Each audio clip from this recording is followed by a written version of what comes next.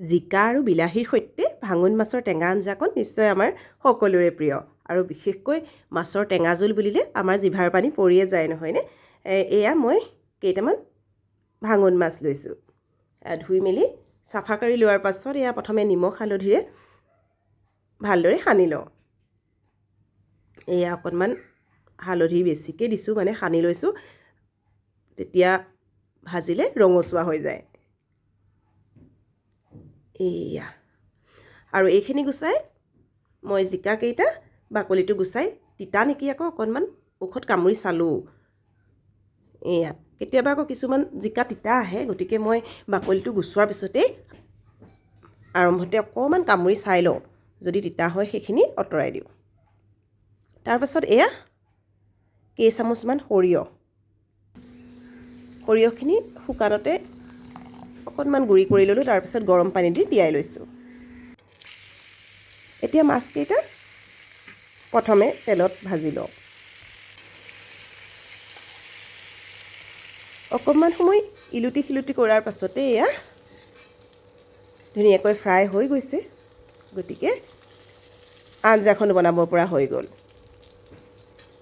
যিহেতু মই একেবাৰে থলুৱা ধৰণেৰে বনাইছোঁ, গতিকে কোনো ধৰণৰ মা মছলা মই প্ৰয়োগ নকৰোঁ। বিশেষকৈ মই টেঙা আঞ্জাখনহে খাই ভাল পাওঁ, গতিকে পাঁচফোৰণ কেইটামান দিয়াৰ পাছতে হালধি আৰু বিলাহী দিলোঁ।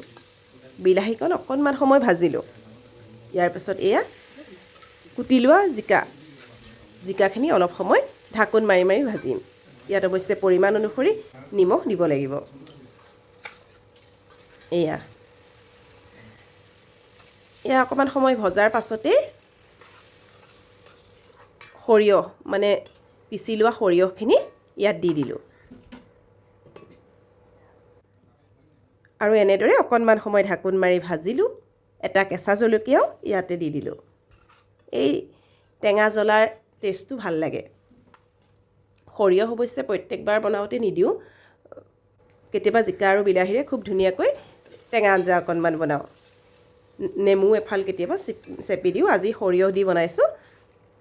এয়া যিহেতু ভাজি লোৱা হৈ গ'ল, গতিকে অলপমান পানী দি উতলিবলৈ দিওঁ আৰু যেতিয়া বক বককৈ উতলি আহিল, তেতিয়া মাছকেইটা ইয়াতে দি আৰু অকণমান সময় উতলিবলৈ দিলোঁ।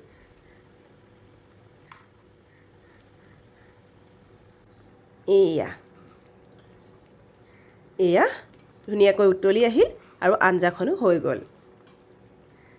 আৰু এয়া হোৱাৰ সময়ত অকণমান ধনিয়া পাতো ইয়াত কাটি দিলোঁ। এনেদৰে একেবাৰে সাধাৰণকৈ বনোৱা মাছৰ আঞ্জাকণে স্বাস্থ্যৰো একো ক্ষতি নকৰে আৰু খায়ো ভাল লাগে। আজি একেবাৰে সহজকৈ, মানে একেবাৰে সাধাৰণভাৱে বনালোঁ, তাকে আপোনালোকৰ আগত পৰিৱেশন কৰি দেখুৱালোঁ। আৰু এয়া মোৰ আঞ্জা হৈয়ে গ'ল, গতিকে ভাতৰ লগত এয়া বাঢ়ি ল'লোৱে। আৰু আপোনালোকে বাৰু এনেদৰে বনায়নে? মোৰ ভিডিঅ'টো চাই বাৰু আপোনালোকৰ কেনে লাগিল জনাবলৈ নাপাহৰিব। যদিহে প্ৰথমবাৰৰ বাবে চাইছে, তেনেহ'লে পেজটো ফ'ল' কৰি দিবলৈও নাপাহৰিব। Thank U.